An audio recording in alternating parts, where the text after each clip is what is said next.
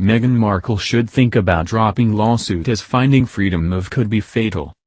Meghan Markle should think about ending legal proceedings against Associated Newspapers as their decision to incorporate finding freedom into their defense could be a fatal blow to the Duchess of Sussex's case, an independent legal commentator has claimed.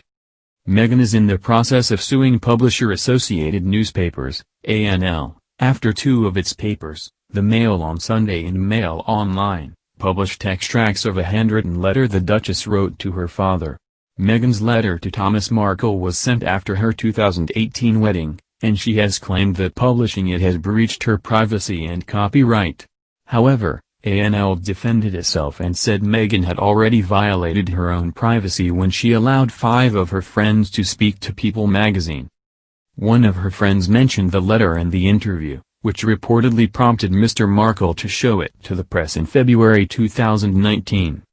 While Meghan won the battle to keep her friends' identities anonymous a few months ago, the court case faced a new development in September. ANL decided to amend its defense claim to include the new pro-Sussex biography Finding Freedom in its case, with the High Court judge's approval. Anthony White QC for ANL said in written submissions that Finding Freedom gave every appearance of having been written with the Sussexes, extensive cooperation. Finding Freedom includes extracts on the letter, just like the contested articles from the Mail Online and the Mail on Sunday. However, both Meghan's representatives and authors Omid Scobie and Carolyn Durand have denied that they collaborated for the text. Meghan's attorney, Justin Rushbrook QC, claimed the authors were not given the impression that the claimant wanted the contents of the letter to be reproduced in the book, and said the extracts were taken from the Mail's original articles instead. The Duchess of Sussex is set to appear in court in January, and sources recently told Vanity Fair that there will be no wavering in the run-up to the 10-day trial. However, independent media disputes lawyer Emily Cox, who is not actively working on the case, suggested that Meghan bow out of the lawsuit now. Speaking to Express.co.uk, Ms. Cox speculated, Associated Newspapers' successful bid to include the Finding Freedom biography in its defense could prove to be the fatal blow to the Duchess' claim that she had an expectation of privacy in the letter to her father.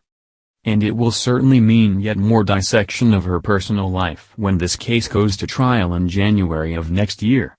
Ms. Cox is a partner of Stewart's law firm, which claims it is the UK's leading litigation-only firm.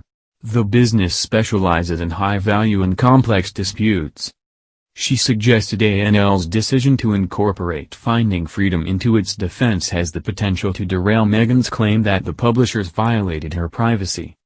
Extracts of the letter were included in the book, but the Duchess of Sussex has not shown any intention of suing the biography, while pursuing a lawsuit against ANL.